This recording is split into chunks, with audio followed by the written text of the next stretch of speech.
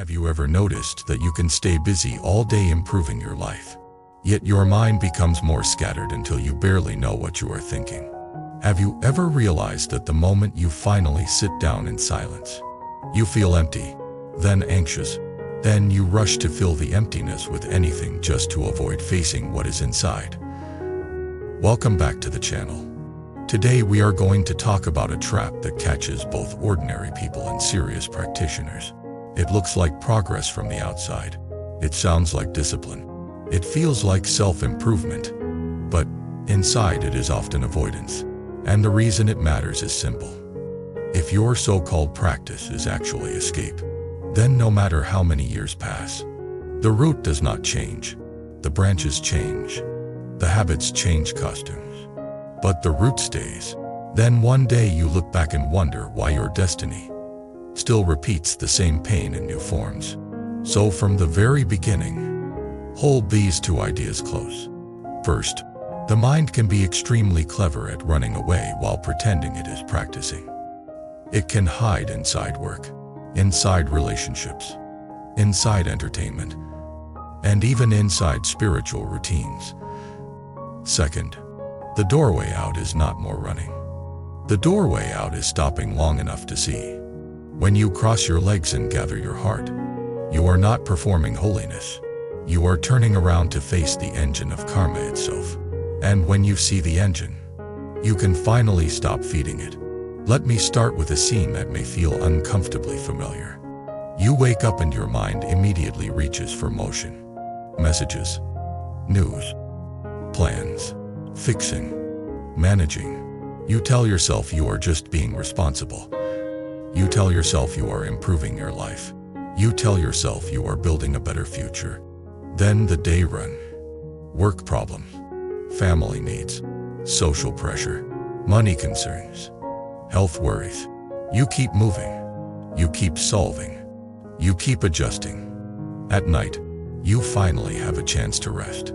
You sit down. The room is quieter. Your body is tired. And then it happened. The moment you stop moving, something rises. A strange emptiness. A quiet tension in the chest. A feeling like you forgot something important. A whisper of anxiety without a clear reason. The mind does not like that feeling. The mind calls it boredom. But it is not boredom. The mind calls it restlessness. But it is deeper than restlessness. It is the moment your avoidance loses power, and the real inner weather becomes visible. So what do most people do? They fill it instantly. They scroll. They snack. They watch. They plan. They talk. They shop. They chase a new idea. They chase a new method. They chase a new goal. They chase a new improvement. Then they say, I am tired. I need to relax. But the so-called relaxation is just a softer form of escape. Now here is the uncomfortable question. What are you escaping? Most people do not know, because they never stay still long enough to find out. That is why the title is so direct. You think you are practicing, but sometimes you are escaping. And the proof is simple. If your mind cannot stay with itself in silence, then all your activity is not freedom. It is running. But I want to be careful with the tone here. This is not a judgment. Running is not a moral failure. Running is a habit built from fear and conditioning. The mind learned that stillness is dangerous because stillness reveals pain. So it learned to move. The goal of practice is not to shame the runner. The goal of practice is to free the runner. And freedom begins with a pause. Now let me tell you a story. Because stories carry this truth into the heart. I will call the main character Evan. Evan was a productive person. People trusted him. He got things done. He looked stable. Even when he was stressed, he looked composed. He had a habit of solving problems before anyone else even noticed them. His friends admired him. His family relied on him. His co-workers respected him. But Evan had one secret. He could not stop. He could not stop thinking. He could not stop planning. He could not stop improving something. He could not stop fixing. If there was no problem, his mind created one. If there was no crisis, his mind predicted one. If there was no task, his mind searched for a new task. From the outside, he looked like a strong adult. Inside, he was running. At first, he believed his running was virtue. He told himself, "This is how you succeed. This is how you stay safe. This is how you protect your loved ones. This is how you stay ahead of life." Then life gave him a quiet moment of truth. One evening, the power went out in his neighborhood. No internet, no phone signal, no laptop work, no streaming, no distraction. Evan sat in his living room with a candle and felt like a trapped animal. He did not know what to do with his hands. He did not know where to place his eyes. He felt his chest tighten. His throat felt dry. His mind started searching for any escape route. He tried reading a book, but the words would not settle. He tried cleaning, but he had already cleaned. He tried calling someone, but the phone did not work. Then he felt it clearly. Fear, not fear of the dark, fear of his own inner world. The fear was so simple and so raw that it shocked him. He realized he had been busy for years, but the business was not only responsibility, it was avoidance. That night, he barely slept. The next day, the power returned. Evan felt relief like someone escaping a locked room. He turned on screens. He turned on noise. He turned on life. But he could not forget the night before. He could not forget how frightened he became when he had nothing to do. That frightened feeling was like a message from the root of his destiny. So he did something unusual. He searched for a meditation class. Not because he wanted enlightenment. Not because he wanted a spiritual identity. He simply wanted to be able to sit with himself without panic. The first night he attended, the teacher guided everyone to sit. Just sit. Feel the breath. Evan crossed his legs awkwardly. His back felt stiff. His mind was loud. The room felt too quiet. Within 30 seconds, his mind started shouting, "This is a waste of time. I have too much to do. This is not productive. I need to solve things. I need to check messages. What if something goes wrong right now?" He felt the urge to stand up and leave, but he stayed because something in him was tired of running. The teacher said something that sounded gentle but landed like thunder. If you cannot sit with your own mind, then no matter where you go, you are carrying a restless prison with you. Evan felt exposed because it was true. The teacher continued, "Many people think practice is adding more spiritual activities. But real practice begins when you stop escaping and start seeing. Crossing your legs is not magic. Gathering your heart is not a slogan. It means you stop feeding the habit of running. You sit still and you let the truth appear. Only then can karma be understood.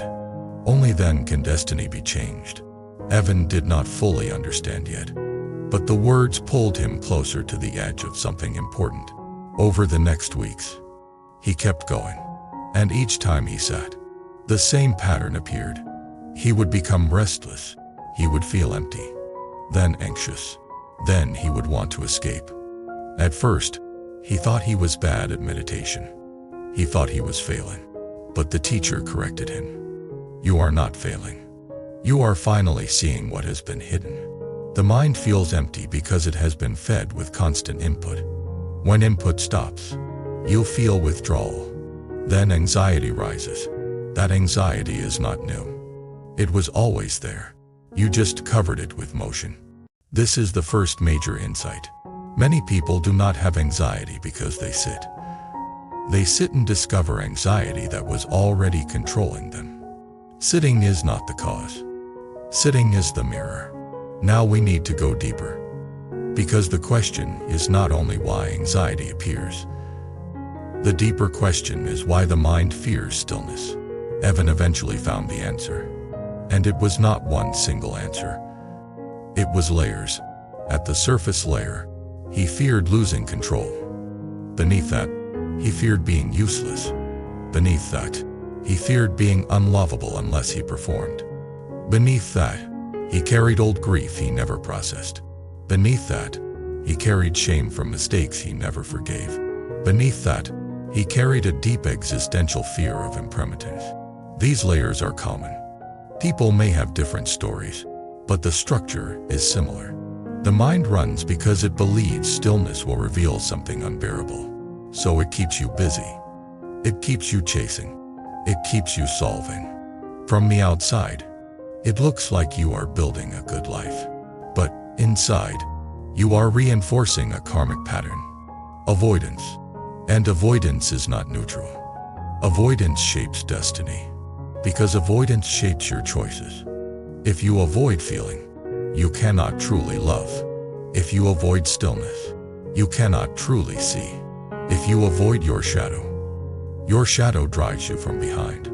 If you avoid impermanence, you cling harder, and clinging creates suffering. This is why the teacher said the root of destiny becomes visible only when the heart is gathered. Now, I want to explain the phrase gather your heart in a way that is practical. Gathering your heart means you stop scattering your attention into 1,000 pieces. You stop living like your mind is a crowd. You return attention to one place. Breath, body, a single phrase, a single wholesome recollection. When attention is gathered, you start noticing the movements of karma inside you. You notice how a thought triggers a feeling. You notice how a feeling triggers an impulse. You notice how an impulse triggers speech. You notice how speech creates consequences. This is karma as a living chain, not a theory, not superstition. A chain you can watch in real time. And once you can watch the chain, you can interrupt it. That interruption is the beginning of freedom. Now let us return to Evan, because the turning point in his story is where many people finally recognize themselves. One day, after a stressful week, Evan sat to meditate at home. He was exhausted. He did not want to sit. He wanted distraction. But he forced himself because he thought practice means discipline. He sat down, crossed his legs, and within seconds he felt anger rise. Not toward anyone specific, just raw irritation. His mind started blaming. My job is too stressful. My family demands too much. People do not appreciate me. Life is unfair. Then another thought appeared. Why am I doing this? I am sitting here pretending to be spiritual while my life is falling apart. He almost stood up. Then he remembered something the teacher said. Do not run. Look. So he stayed. He placed attention on his breath. He felt the anger as heat in the chest. He felt tension in the jaw. He felt tightness in the belly. He did not argue with it. He did not label it as good or bad. He simply watched. And then something happened. Beneath the anger, he felt fear. Fear that he could not hold his life together. Fear that he would disappoint people. Fear that he would lose respect. Fear that he would be exposed as not enough. And beneath the fear, he felt sadness. Sadness that he was always running. Sadness that he did not know how to rest. Sadness that he did not feel safe in his own mind. When he touched that sadness, tears came. Quiet tears, not dramatic, just honest. In that moment, Evan realized something that changed his relationship with practice. He realized he had been using improvement as escape. Even spiritual improvement. He had been trying to become a better version of himself, so he would not have to feel the pain of being human. But practice is not meant to erase humanity. Practice is meant to bring wisdom and compassion into humanity. So what does that look like in daily life? It looks like you stop using practice as a place to hide. You start using practice as a place to face. Face your fear without feeding it. Face your shame without drowning in it. Face your grief without hardening. Face your craving without obeying. Face your anger without planting it into the world. This is the path. This is the real work.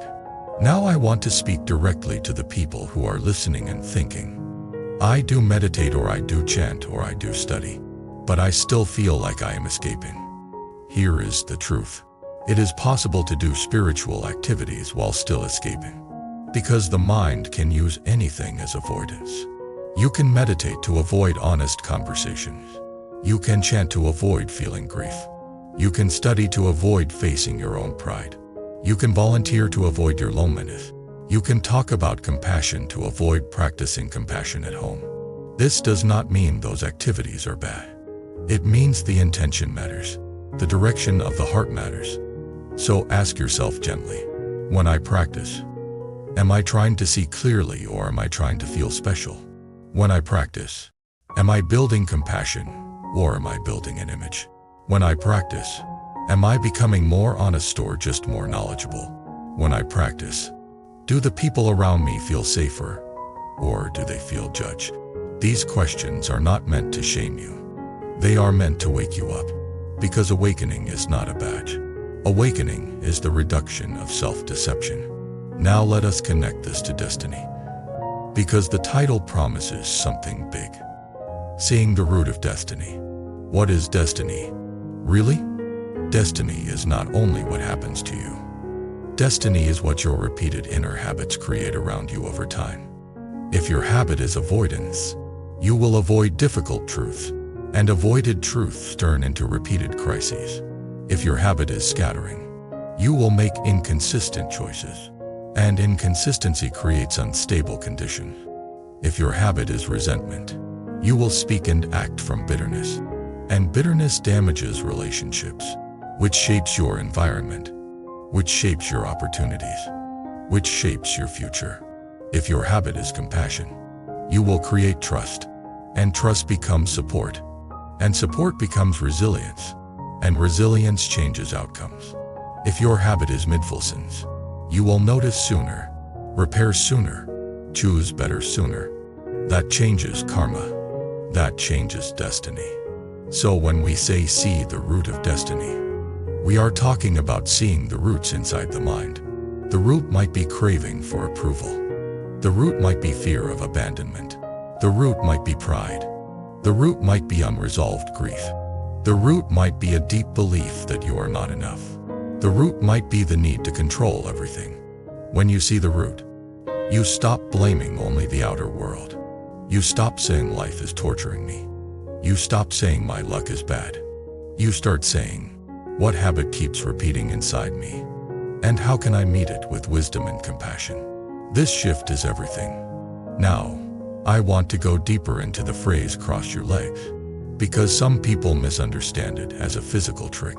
The body posture is not magic, but it is meaningful. When you cross your legs and sit, you are telling the nervous system something. You are telling it, we are not running right now. You are telling it, we are not chasing right now. You are telling it, we are not fighting right now. You are telling it, we will stay and see. The body learns through repetition. If you never practice staying, the body believes the only solution is motion. So when pain appears, the body demands escape. That demand feels like life or death. But when you repeatedly sit and stay, the body learns a new truth. The truth that discomfort can be held. The truth that emotions rise and fall. The truth that fear can exist without controlling action. This is the birth of inner stability, sometimes called concentration, sometimes called samadhi. But in plain language, it is steadiness. Steadiness is not numbness. It is not suppression. It is the ability to remain present without being dragged. Steadiness becomes the foundation for wisdom, because wisdom cannot grow in a scattered mind. Wisdom grows when the mind becomes quiet enough to see cause and effect. Now, another important piece. Gathering the heart is not only about stillness. It is also about ethics. If your daily life is filled with harsh speech, dishonesty, manipulation, addiction, and constant conflict, then when you sit, the mind will be agitated. It will replay. It will defend. It will feel shame. It will feel fear. So real practice includes the purification of daily actions. Not to be morally perfect, but to reduce regret. Regret is heavy. Heavy minds are restless. Restless minds struggle to see. So if you want to gather the heart, begin guarding speech. Begin guarding intention. Begin choosing compassion in small daily moments. Speak less harshly. Apologize sooner. Stop humiliating people. Stop using silence as punishment. Stop feeding resentment in private fantasies. These are not small things. These are the daily roots of karma. Now let me tell you another story. Because not everyone escapes through business ends like Evan. Some people escape through spirituality itself. I will call her Nora. Nora loved spiritual content. She listened to talks daily. She joined online groups. She read books. She memorized concepts.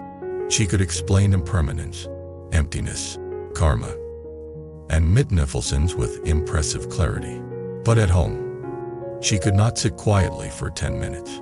When she tried, she felt a wave of sadness and anxiety. So she would stop and return to content. More teachings, more explanations, more notes. She told herself she was practicing, but she was actually feeding the mind with information to avoid emotion. One day, Nora attended a retreat and met a teacher who was gentle but direct. Nora asked many questions. The teacher answered patiently. But after a while, the teacher asked Nora a question.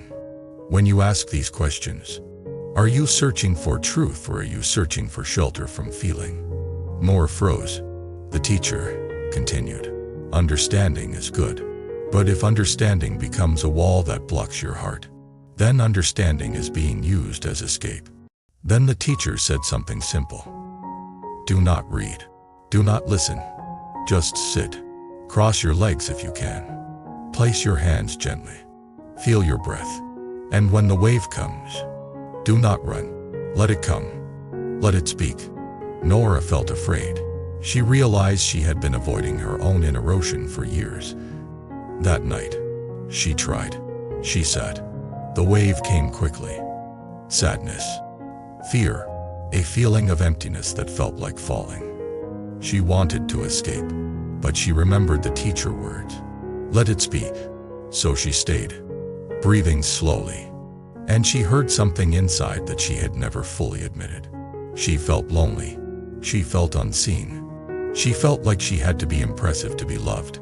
She felt like if she was ordinary, she would be abandoned. Her spiritual study had been a way to become impressive, a way to feel safe. This is a very common hidden pattern. People practice not to awaken, but to protect the ego with a spiritual identity. When you see that, you do not need to hate yourself. You simply see the root. And once the root is seen, you can choose a different nourishment. Instead of feeding the need to be impressive, feed compassion. Compassion for your own loneliness. Compassion for your own fear. Compassion for others who are also running. As Nora practiced staying, her relationship with study changed. She still studied, but she no longer used study to hide. She used study to support practice. Practice became embodied, not just intellectual. This is the difference between escaping and practicing. Escaping uses activity to avoid truth. Practicing uses stillness to meet truth with wisdom. Now, I want to bring in the deepest spiritual theme that ties all of this together. The theme of awakening. Awakening is often misunderstood as a special experience. But, in daily life, awakening begins as a simple, honest seeing. I am running. I am avoiding. I am clinging. I am afraid. I am trying to control. I am trying to be admired. To see these clearly without self-hatred is already wisdom. And wisdom is not cold. Wisdom is paired with compassion. Compassion says, I understand why you run. Wisdom says, and we will stop running anyway. Compassion says, you learned this habit to survive. Wisdom says, but the habit is now creating suffering. Compassion says, you are not evil for being human. Wisdom says, and you are responsible for your choices now. This balance is the path. Now let us talk about the phrase destiny one more time. Because many people feel trapped by destiny. They say, this is just my fate. I always end up here. I always repeat the same relationship. I always sabotage. I always feel anxious. I always lose my temper. I always fall into the same hole. If you feel that, I want to offer a grounded perspective. Destiny often looks fixed because the root habit is not being touched. You change jobs, but you bring the same inner fear. You change partners, but you bring the same attachment pattern. You move cities, but you bring the same restless mind. You change routine, but you bring the same avoidance. So the outer world changes, but the inner engine stays. When you cross your legs and gather your heart, you are finally touching the inner engine. You are finally looking at the root. What does that look like in a real moment? It looks like this. You feel the urge to scroll. You pause. You breathe. You ask, what am I avoiding right now? You feel the urge to argue. You pause. You breathe. You ask, what am I protecting right now? You feel the urge to snack without hunger. You pause. You breathe. You ask, what am I trying not to feel? You feel the urge to overwork. You pause. You breathe. You ask, what fear is driving me? These questions are not meant to create more thinking. They are meant to reveal the root emotion beneath the habit. And once the root emotion is revealed, you can meet it with compassion instead of feeding the habit. This is where karma changes. Because karma is not only what you did yesterday. Karma is what you choose right now when the old habit calls. If you obey the old habit, the road becomes deeper. If you pause and choose differently, a new road begins. That is destiny changing at the root. Now, I want to share a reflection that many people find deeply practical. The reason sitting practice is so powerful is not because it makes you calm in a pleasant way. It is powerful because it teaches you to stay with discomfort without turning discomfort into harm. Most harm in the world comes from people who cannot stay with discomfort. They feel shame and they attack. They feel fear and they control. They feel loneliness and they manipulate. They feel insecurity and they boast. They feel sadness and they numb. When you can stay with discomfort, you stop spreading it. That is compassion in action. And that is why the root of destiny is so closely tied to sitting on gathering the heart. Because destiny is not only your private story. Destiny is also the impact you create in the world around you. Now, as we come closer to the end of this long talk, I want to speak in the voice of someone sitting with you, not above you. If you have been running, you are not hopeless. Running means you have pain that needs kindness and courage. The fact that you are listening to this means part of you is ready to stop. So start small. Cross your legs if you can. If you cannot, sit in a chair. The posture is not the point. The point is the decision. The decision to stay. Set a short time. Even 5 minutes. Then breathe and notice. Notice the urge to move. Notice the urge to escape. Notice the thoughts that shout. Notice the feelings that rise. Do not fight them. Do not obey them. Just notice. Then say something gentle inside. I am here. I am breathing. I can stay. I can face this with kindness. This is gathering the heart. And when the mind discovers it can stay, something changes. The world does not need to change for you to feel a little more free. That is the first taste of liberation. Over time, if you keep practicing staying, you will start seeing patterns that were invisible before. You will see how you react to criticism. You will see how you chase approval. You will see how you resist uncertainty. You will see how you punish yourself. You will see how you use distraction. These are the roots. And once the roots are visible, you can begin real practice. Real practice is not escaping into a spiritual image. Real practice is transforming the causes. You protect your speech. You cultivate patience. You practice generosity. You train mindfulness. You develop steadiness. You deepen wisdom. You expand compassion. These words might sound lofty, but they are lived in small moments. A softer tone, a slower breath, a quicker apology, a clearer boundary without hatred, a refusal to feed resentment, a willingness to sit with fear for one more breath. This is how the root changes. Now I want to offer a longer closing reflection that many people feel as a deep resonance. because it touches the heart of why we practice it all. Someday, every external support will weaken. Money will not solve every fear. Connections will not stop impermanence. Status will not protect the mind at the final doorway. Even the strongest body will change. When that day comes, the only true refuge is the mind you trained. If you trained running, you will run. If you trained blaming, you will blame. If you trained numbing, you will numb. If you trained mitwilsen, you will return. If you trained compassion, you will soften. If you trained wisdom, you will see clearly. So do not wait for a crisis to begin. Begin an ordinary life, with an ordinary sit, with an ordinary breath, with an ordinary decision to stop escaping. Because that ordinary decision is the seed of extraordinary freedom. Now I want to share something that feels personal. Because many of you watch these long videos not only for information, but for companionship on a difficult road. There are moments in life when I also felt the urge to run. I also felt the emptiness that appears when noise stops. And I learned the same lesson again and again. The emptiness is not an enemy. The emptiness is a doorway. If you fill it instantly, you stay asleep.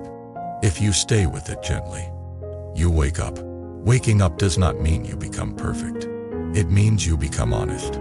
It means you stop lying to yourself about what drives you. And once you stop lying, your heart has a chance to heal. That healing is not separate from karma. Healing is karma purification. When you stop feeding harmful habits, you stop planting harmful seeds. When you plant wholesome seeds, the future changes. This is not fantasy. This is cause and effect. Thank you for staying with me through this long episode. Now I want to hear from you. When you finally become quiet, what feeling appears that makes you want to escape? Is it emptiness, anxiety, sadness, anger, loneliness, or fear? And what do you usually do to avoid it? If you are willing, share it in the comments. Your honesty may help someone who feels alone in their running. If you want more long-form videos like this, subscribe to the channel and like the video. It helps this work reach people who are quietly tired of escaping. And if you want to support the channel more deeply, consider becoming a member so we can keep making long talks that feel like a steady lamp in a noisy world. Take one slow breath before you go. Let your shoulders soften. Let your jaw loosen. Feel your attention return to this moment. And remember, you do not need to escape your life to be free. You only need to stop running from your own heart. When you cross your legs and gather your heart, you will finally see the root of destiny. And when you see the root, you can choose a new path. Every person carries a certain energy. Your focus, your dreams, your purpose. Bracelet is a physical reminder of that energy. Symbol you wear daily. That pushes you to stay grounded, balanced, and aligned. If one of the bracelets caught your eye, you can order it through the link in the description. And check more powerful styles on our homepage store. Choose the one that strengthens your journey.